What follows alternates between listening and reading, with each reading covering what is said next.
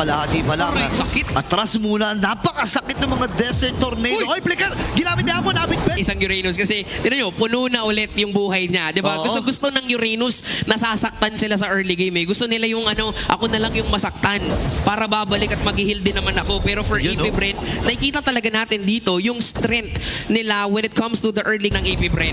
Men, kakaiba itong nakikita natin from AB Bren, no? Na bago na talaga, inalis na talaga. Sabi niya, direct, alisin mo na lahat ng mga statistics na inilalabas mo dyan. Kasi ibang klaseng AP Bren na ang ating nakikita. Mostly, sa mga nakikita ko na Obsidia, maybe on RGs, yung crit type ang lumalabas. But this time, for Shizu to amplify and to aid for that, kailangan niyang nag-improvise na lang si James Punks. So, sige, samahan na lang kita dyan, give up natin yung turtle, nanalo din naman sila, namatay din naman si King Kong. So, in a way, nakukuha natin yung kinuha din nila sa atin. Meron silang mga contingent. Sama ng loob kapag naglalaro tayo ng rank game, nararanasan mo rin kasi yan eh, bilang jungler natin.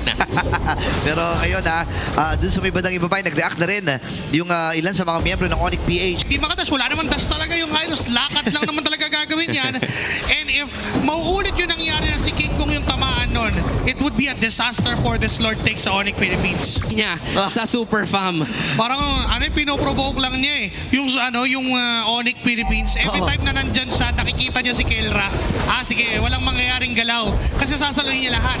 And looking at the items, it is a DHS second item for Shizu. So lahat ng makunat sa harap niya, pwede niyang tunawin. Kaya pala na Nung ultimate ng Obsidia, it's not King Kong and it's not Ryota. It could be Brusco na pwedeng tumangke ng lahat ng yon. And kailangan nilang ma-maximize yung range advantage na meron si Kelra and Super. saluhin ng mga hindi nagdadash na heroes para lang masalba si King Kong, masalba si Ryota, Prince and Kelra. Kasi when it comes to the damage, ang dami rin naman talagang panggagalingan dito mula sa Onyx. Ang hirap lang sa kanila, paano nila sasabayan yung AP Bren sa Team 5. Okay, Blade Armors is a must para dito kay Ryota and even dito kay Brusco. Kailangan na ma-build up na yon as early as now para kahit paano ay ma-mitigate yung damage output na Ano sila mag-initiate?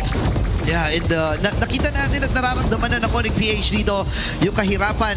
As long as sabihin na natin na mabigyan nila ng karampatang damage yung mga frontline dito, specifically itong si X-Nova. Kasi si Lord JM, wag din ang pansinin eh. Kailangan nilang ito lang, nung nabuo ni Kelra yung si Halberd, yun yung time na binabanggit natin kanina na nasasaktan si Lord JM. Pero, how about the other members of Onyx Philippines? Brusco, nasasaktan sa Obsidia. Sakit. Yung lapo-lapo ni Ryota, kapag hindi pa siya